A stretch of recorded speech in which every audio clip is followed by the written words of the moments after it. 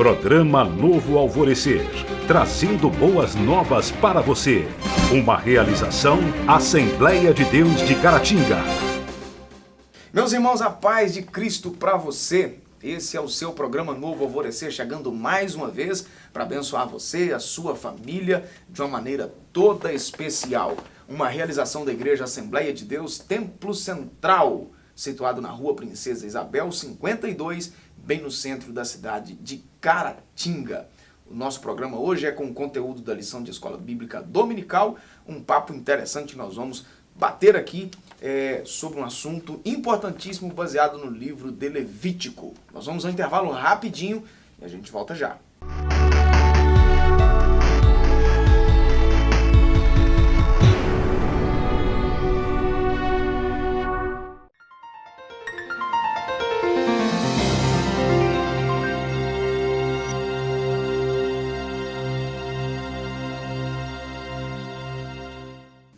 Continuando o programa Novo Alvorecer, comigo aqui no estúdio mais uma vez, o irmão Joás. Bem-vindo mais uma vez, Joás. Deus te abençoe.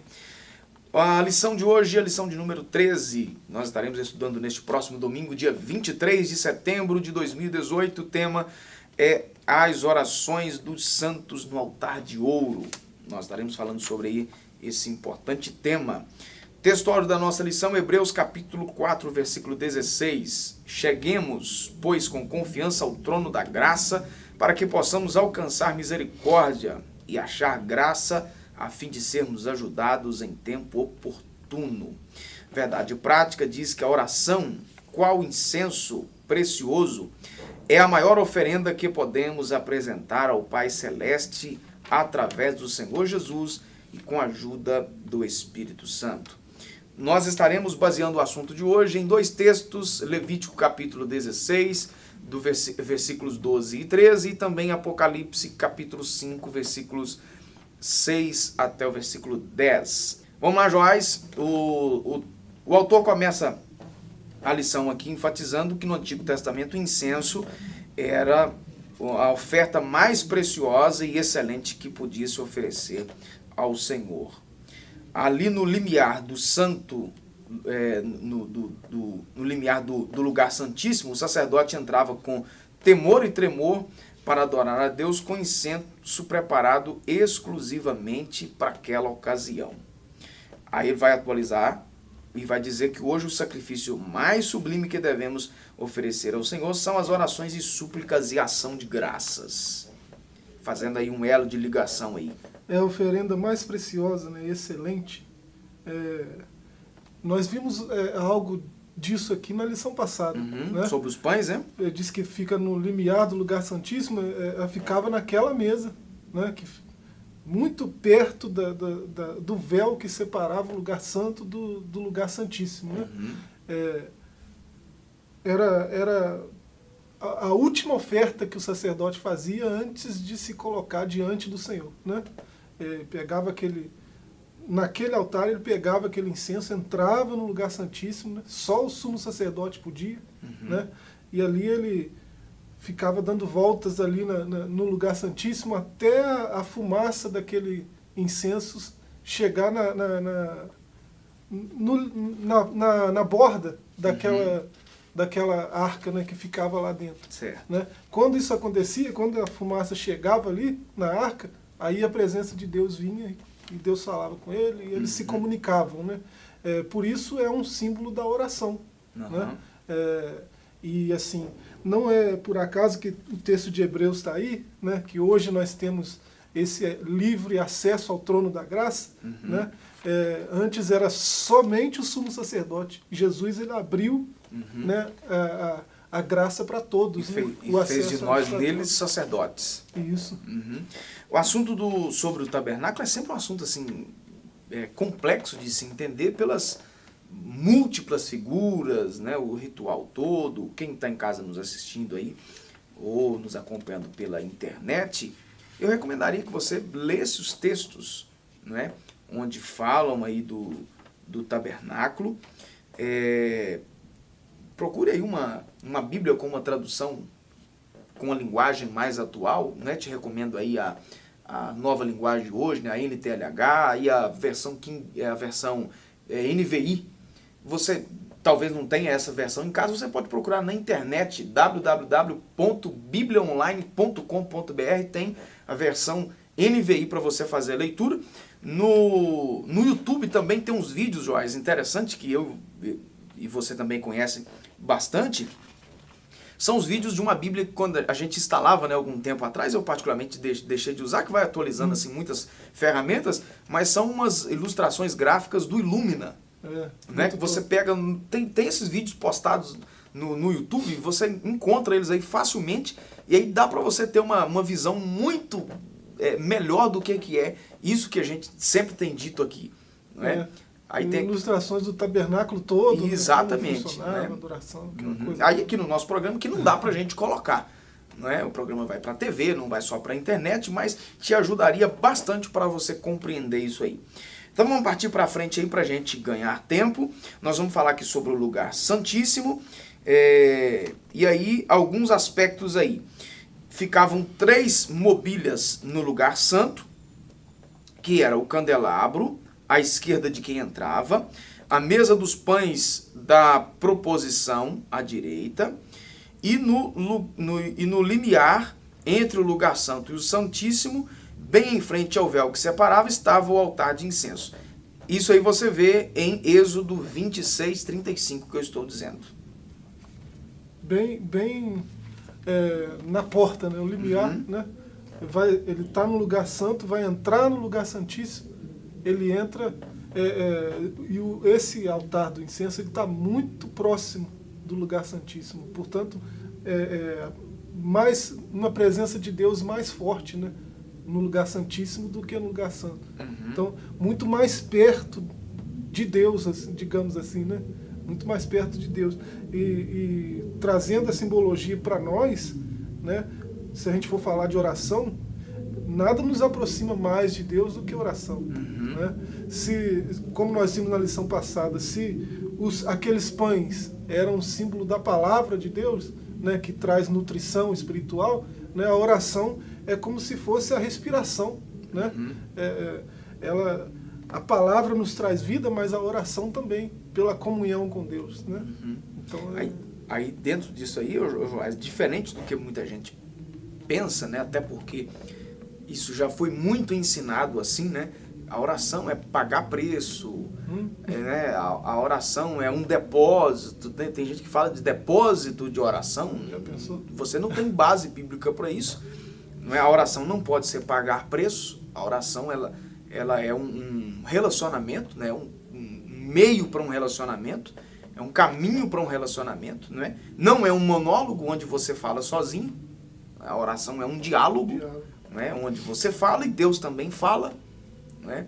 Só que o grande problema nosso é que às vezes a gente se apresenta diante de Deus aí de uma forma tão rápida, tão preocupado assim com aquela lista extensa de pedido, e a gente não dá nem, assim, vou usar uma figura de linguagem, que não que Deus esteja condicionado a isso, mas a gente não dá nem tempo para Deus responder. Na verdade, assim, a gente chega e faz o que a gente acha que tá bom para nós e pronto. Resolvido o problema e termina a oração. É meio que arrogância da nossa parte, né? Achar que Deus é um servo e não um senhor nosso, né? A gente chega com um monte de pedido, um monte de coisa que ele tem que fazer porque ele prometeu e tal, coisas do tipo, né? A gente chega com exigências mesmo, né, diante de Deus. E não é uma... Se você for... fazer um estudo mais aprofundado do que é oração, né, na palavra, que a palavra é a nossa regra de fé, né, e prática. Então, se você for procurar na Bíblia uma teologia da oração, né, você vai ver que talvez a oração não seja o que o nosso senso comum diz que é. Né? É algo muito mais profundo, né, de intimidade com Deus, de relacionamento, de diálogo mesmo. Né? Tem gente que não pensa bem assim, né? Acha que é outra coisa. Sobre o altar de incenso, que era feito de madeira de acácia e revestido de ouro, sendo essas as suas medidas, não é? Um côvado de comprimento e 2 de altura, né? E 1 de largura. Os seus ornamentos compunham-se de 4 chifres, bordas, 4 argolas e 2 varais, tudo revestido de fino ouro. Aí tem uma simbologia muito rica, isso tudo aí, né? Uhum. Desde a madeira de acácia, os chifres, o ouro, tudo isso é muito rico de simbologia, né? Ornamentos, né, nos 4 cantos, essas bordas com argolas que servia para transportar, eles estavam no tabernáculo ainda, né? Era uma espécie de templo móvel, né? Uhum. E não era ainda o templo fixo. Então, isso tudo aqui está repleto de uma riqueza de símbolos muito, muito grande. Né? Se a gente for entrar em cada um desses aí, a gente gasta o programa inteiro falando. Né? Mas, para você ver, da acácia a gente já falou na lição passada. Né? Os judeus tinham como algo indestrutível. Né? Se você fizesse uma mesa de acácia, seus netos, seus bisnetos e daí para frente iam ter essa mesa ainda, né? Porque ela tem propriedades que expulsam cupins, outras pragas e coisas do tipo. Então eles acreditavam mesmo que era uma madeira indestrutível, né? Então a simbologia disso aí, né? A nossa oração, na medida que a gente passa tempo com Deus, a gente é fortalecido, a gente se torna imune as coisas que vêm para nos destruir, né? As coisas que vêm para nos corromper, né? Na medida que a gente passa tempo com Deus, oração. Se a gente for olhar essa simbologia toda aí, voltando para a oração, né? Para a prática da oração, é bonito demais, né? Falar de ouro, dos chifres vai falar de poder, né?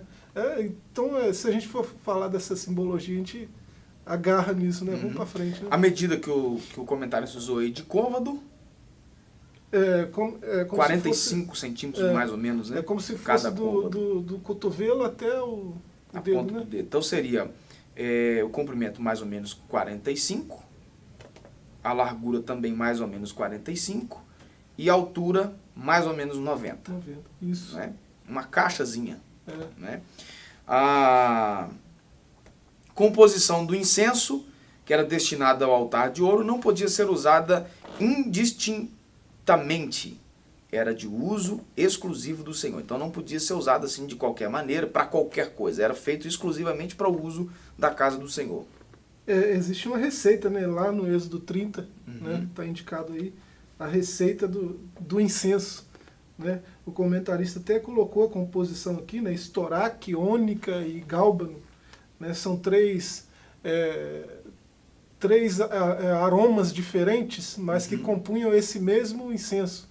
Né? Era tudo usado para fazer um aroma específico que era para usar. Não podia ser usada a regalia, né?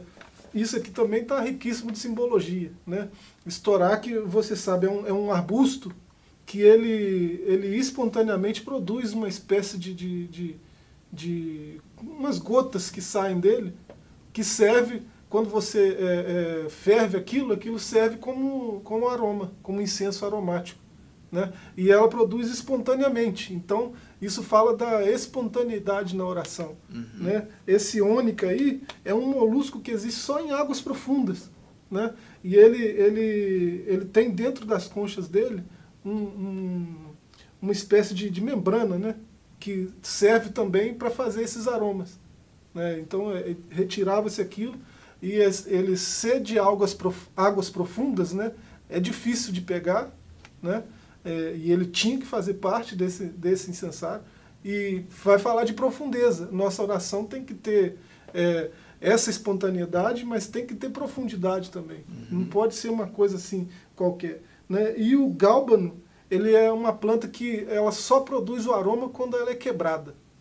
Né? Você arranca ela, o galho, o que seja, e você quebra, você amassa, aí ela produz um aroma muito agradável. Para terminarmos aqui sobre a cerimônia, o incenso só podia ser queimado com brasas do altar de bronze, Levíticos 16 e 12, e já de posse dessas, o sacerdote aproximava-se no altar de ouro para queimar o incenso no altar de ouro. Dessa forma, a nuvem de incenso cobria o propiciatório, mostrando à casa de Israel o favor divino. Tremendo, né? Isso aí tá aquilo que a gente falava no começo, Levítico 16 aí, né? Levítico 16, 13. Ele entrava e rodeava a arca e a fumaça subia até Tá a tampa, certo. né? Beleza, vamos dar uma pausa aqui. Você de casa não saia daí, a gente volta já.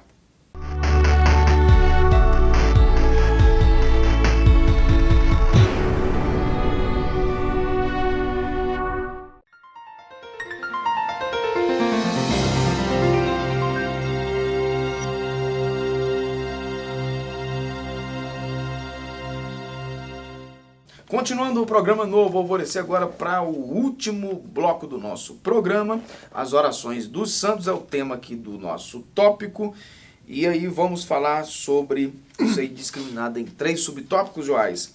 A receita para uma oração perfeita. O nosso incenso. O Senhor Jesus, no Sermão da Montanha, entregou aos seus discípulos o modelo de oração perfeita. Mateus 6, 9 a 13, que é aquela oração universal dos cristãos, não é? Conhecida aí como a oração do Pai Nosso, ou como queira dizer aí algumas traduções aí, oração dominical e por aí vai. Ele exorta-nos também a não imitarmos os gentios e hipócritas, pois estes imaginam que pelo muito falar serão ouvidos. Aí ele dizendo isso aí antes, né, Mateus 6 e 7, né, ele condenando aí na atitude dos fariseus aí, achando que a oração ser ouvida seria só aquela extensa. Então ele vai lá e mostra uma oração modelo, uma oração rapidinho, mas uma oração perfeita. Jesus estava mostrando para eles que não existe um ritual específico para a oração, né? Essa gente que ele está falando, eles tinham o Sidur, né? Que é um livro de orações. E eles achavam que só podia orar daquele jeito, né? Ele estava falando, não é assim, você vai ficar repetindo isso aí e não vai ter valor nenhum, né? Você pode ter um livro de orações, você pode orar aquelas orações, mas não é só desse jeito que se ora, né? A gente falava no começo de concepções equivocadas que alguém pode ter de oração, né? A gente não tem todas as respostas sobre isso, mas a gente entende que não tem um tipo só de oração, não tem só um jeito de orar, né? Existe aquela oração subjetiva que está aqui na introdução, em outros lugares nesse comentário, que você vai para o seu quarto, né? Fecha a sua porta, dobra o seu joelho, fala com Deus, só você em secreto, né? É um tipo de oração, né? Mas existe esse outro tipo, tem gente que tem livro de oração. Existe oração específica, né? Por exemplo, as agências missionárias, todas elas, quando você recebe o informativo, tem lá alvos de oração, né? Ore pelo missionário tal, nesse sentido, sobre essa questão, né? Então existe várias formas, né, de orar, né? Existe a oração vigilante, né? O Senhor lá no monte, né, no Getsemane, ele falou, você tem que orar, mas tem que vigiar também, porque, né, o perigo está próximo, está chegando o perigo. Então, eu não vou orar de olho fechado. Como é que eu vou vigiar de olho fechado? Né? Então, não tem um tipo só de oração. Jesus estava mostrando isso, né? E ele mostrou um modelo, o Pai Nosso. Ele falou essas palavras aqui para a gente não fazer também do Pai Nosso isso que eles faziam com o Sidur. Né? Que alguém pode pensar também, não, eu vou orar 200 Pai Nosso, né? Aí, beleza, tranquilo, né? Tá tudo resolvido. Não é assim também, né? Ele mesmo falou isso, no próprio texto que ele dá ao Pai Nosso, né? Então a gente não pode ritualizar, né? Fazer da oração um rito que só pode ser daquele jeito, né? Isso não vai funcionar. Vamos lá então, segundo o subtópico, oração como sacrifício ao Senhor, o salmista, conhecendo perfeitamente a simbologia do incenso sagrado, orou: suba minha oração perante a tua face como incenso, e seja o levantar das minhas mãos como o sacrifício da tarde. Salmo 141, versículo 2. O salmista entendia que a oração fazia parte da adoração, né? Suba minha oração como incenso. Ele fez essa analogia com o que acontecia lá no lugar santíssimo, né? Que ele está dizendo já antes da graça, digamos assim, né? Que ele está dizendo que já antes da graça existia acesso ao trono da graça. Né? Ele estava dizendo que a oração dele tinha o mesmo valor daquele incenso do sumo sacerdote no lugar santíssimo. Isso antes de Cristo, antes da graça ser disponibilizada, ser manifestada, toda, né? Você vê que sempre teve graça, né? E a oração ela tem esse papel de nos aproximar desse trono da graça, né? Ela faz isso com muita perfeição, né? Certo. Por fim aí a oração dos santos na grande tribulação, e isso aqui, aí eu tenho que refazer de novo aquela velha observação, né? Isso aqui dentro da linha teológica que a nossa denominação acredita, né? Que aqui é a linha pré-milenista, né? Exatamente. Então, no período da grande tribulação, logo após o arrebatamento da igreja, haverá um grande número de mártires. Apocalipse 9, versículo 9 até o 17. Todos estes, apesar da perseguição do anticristo, atuarão como fiéis testemunhas dele. As orações desses santos serão recebidas nos céus como incenso de grande valor. Apocalipse 5 e 8, Apocalipse 8 e 3. Eu tenho o texto aqui, está assim: veio, pois, e tomou o livro da mão direita daquele que estava sentado no trono. Quando tomou o livro, os 4 seres viventes e os 24 anciãos prostraram-se diante do Cordeiro, tendo cada um deles uma harpa e taças de ouro cheias de incenso, que são as orações dos santos. Né? E que orações dos santos são essas? O que está acontecendo nesse momento? Né?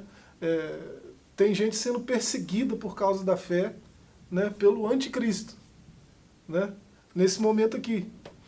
E esses seres viventes que estão lá diante do trono chegam com taças cheias de orações dos santos, né, como incenso. Né? Então é uma simbologia que aponta para isso que estava acontecendo lá em Levítico, que é o tema da nossa lição aqui. Né? Lá em Levítico o termo é tefilá. Né? Oração não é só um diálogo. Tefilá é pedir, clamar, conversar, agradecer, adorar. Né? Então é uma coisa muito ampla, não é só isso que a gente entende como pedir. Né? Para muitos orar é só pedir. Né? Eu faço isso tudo quando eu estou orando. Né? Eu peço, eu agradeço, eu adoro. Né? Isso tudo acontece durante a oração. Né? E você vê, nessa situação aqui, você diz, na nossa visão pré-milenista, né? As orações deles não estão sendo ignoradas, mesmo nesse momento tão, assim, tão tenso, né, da história. Grande tribulação, né? Um momento muito tenso da história da igreja. Né? E as orações deles estão chegando lá diante do trono. Né? Então, do começo da história humana até o final, oração sempre vai tocar a pessoa de Deus. Né? A oração sempre vai chegar diante dele, acesso a ele, né? E vai movê-lo. Né? Exatamente. Então, é tremendo esse conceito aí. Né? Legal. Alguma coisa mais a acrescentar? Tem muita coisa para ser dito sobre oração, né? Mas a gente não vai ter tempo, deixa para domingo lá na aula, né? Na escola presente, né? Isso aí, tá certo. Joás, obrigado, Deus te abençoe mais uma vez. Você de casa também, a nossa gratidão. Obrigado por você ter nos acompanhado até esse momento aqui no nosso programa, pela TV, aqui na região da nossa cidade de Caratinga, e você que nos acompanha pela internet posteriormente, quando o nosso programa seja postado. Muito obrigado, Deus abençoe você, sua casa. Que você participe da Escola Bíblica Dominical, um tempo de aprendizado da Palavra de Deus. Você tem a oportunidade de crescer na graça e também no conhecimento. Fique na graça e na paz e até o nosso próximo encontro, se Deus assim nos permitir. Até lá. Programa Novo Alvorecer, trazendo boas novas para você. Uma realização Assembleia de Deus de Caratinga.